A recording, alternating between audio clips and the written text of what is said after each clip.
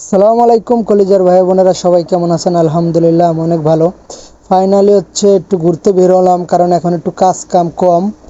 আর আপনারা অনেকেই জানেন আমি প্রবাসে 3 মাস চলতেছে, 3 মাসে 4 মাস চলতেছে আমি আইছি। আর আমি টেলারি কাম শিখছি। আমি গ্রামে দেশে যখন ছিলাম তখন আমি গার্মেন্টস সেক্টরে চাকরি করতাম অপাটার। এখন এখানে আমার 1.5-2 মাস লাগছে কাম শিখতে, আমি শিখে ফেলছি। এখন কাজ কাম কম, মাথার ভিতরে কাজ করতেছে না, এরকম রুমের ভিতরে মন খারাপ লাগতেছে। এখন শাকিল ভাই বলল চলো ওদিকে অনেক সুন্দর একটা জায়গা আছে, আমরা ওখান থেকে ঘুরে আসি, মন ভালো লাগবো। তাই ঘুরতে চলে আসলাম। এখানে দুজনে একটু দুষ্টামি ফাজলামি করতেছি। আর আশেপাশে অনেক খেজুর গাছ, আর মসজিদটা দেখুন কত সুন্দর। মসজিদ, খেজুর গাছের তলায় গেলাম, একটু ঘুরলাম, আসলে মনটা ভালো লাগতেছে।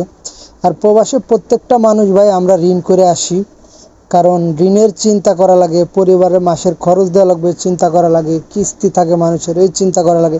সব মিলেই মনে করেন অন্যরকম একটা পেরেশানি মাথায় কাজ করে, মানে পাগল পাগল মনে হয়।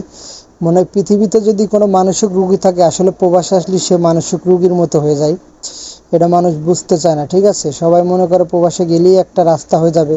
আরে ভাই না, সবাই হাতের কাজ শিখে আসার চেষ্টা করবেন, সবার জন্য ভালো। আমার অভিজ্ঞতার থেকে আমি যতদূর পারলাম একটু বললাম। সবাই অবশ্যই হাতের কাজ শিখে আসবেন। সবাই ভালো থাকবেন। আল্লাহ হাফেজ, আসসালামু আলাইকুম।